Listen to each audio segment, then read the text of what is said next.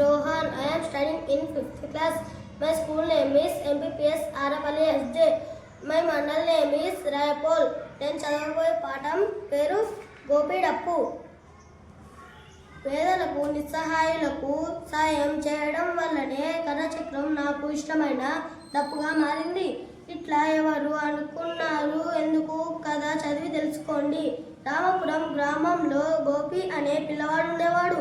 అతడు వాళ్ళ నాయనమ్మతో పాటు ఉండేవాడు. గోపి వాళ్ళ నాయనమ్మ ఎంతో కష్టపడి బతుకు వెళ్ళదీసేది. ఒకరోజు నాయనమ్మ గోపితో, ఒరే పిల్లగా, నేను కట్టెలు అమ్మడానికి అంగడికి పోతున్నా, వచ్చేటప్పుడు నీకేమైనా తేవాలనా అన్నది. గోపి నాయనమ్మతో, నాకేమీ వద్దు కానీ బజార్లో డప్పు దొరికితే తీసుకురావా, డప్పు వాయించడం అంటే నాకు చాలా ఇష్టం, దానితో ఆడుకుంటా అన్నాడు. నాయనమ్మ సరే అన్నది. అంగడిలో కట్టెలు అమ్మినాక నాయనమ్మ ఒక బొమ్మల దుకాణంలోకి పోయి, సేటు ఈ డప్పు ధర ఎంత అని అడిగింది.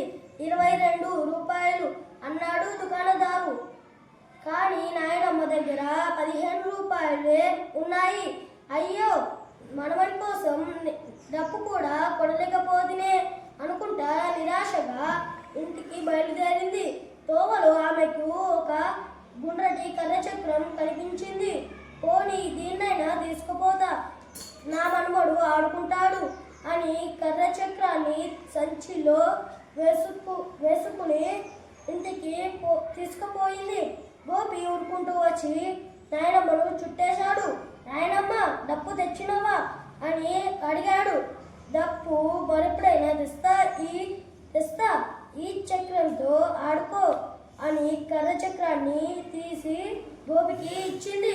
గోపి ఏమీ మాట్లాడకుండా కర్రచక్రాన్ని తీసుకుని దాన్ని దొర్లించుకుంటా ఊరిలో తిరగసాగాడు. కర్రచక్రంతో ఆడుకుంటా పోతుంటే గోపికి ఒక చోట ఒక ముసలమ్మ పొయ్యి ముందర కూర్చొని ఏడవడం కనిపించింది. ఆమె దగ్గరగా వెళ్ళి, అవ్వా, ఎందుకు ఏడుస్తున్నావు అని అడిగాడు. బాగా ఆకలిగా ఉన్నది, ఇంట్లో పిండి ఉంది కానీ పొయ్యి వెలిగించడానికి కట్టెలు లేవు, రొట్టెలు ఎట్లా చేసుకోవాలనో తెలుస్తలేదు అన్నది. అవ్వ, ఏడవకు, నా దగ్గర కర్రచక్రం ఉన్నది, దీంతో పొయ్యి వెలిగించుకొని నీ ఆకలి తీర్చుకో అని ఆ కర్రచక్రాన్ని ఆమెకు ఇచ్చిండు. ముసలమ్మ గోపి జాలి గుణానికి సంతోషించింది. ఆ కట్టెలతో పొయ్యి వెలిగించి రొట్టెలు చేసుకున్నది. ఒరే పిల్లగా, నువ్వెంతో మంచోడివి, నా ఆకలి తీర్చినావు, నీకివ్వడానికి నా దగ్గర ఏమీ లేదు, ఇదిగో ఈ రొట్టె తీసుకో, ఆకలైనప్పుడు తిను అని ఒక రొట్టె ఇచ్చింది. గోపి రొట్టెను కాగితంలో చుట్టుకొని ముందుకు పోయాడు.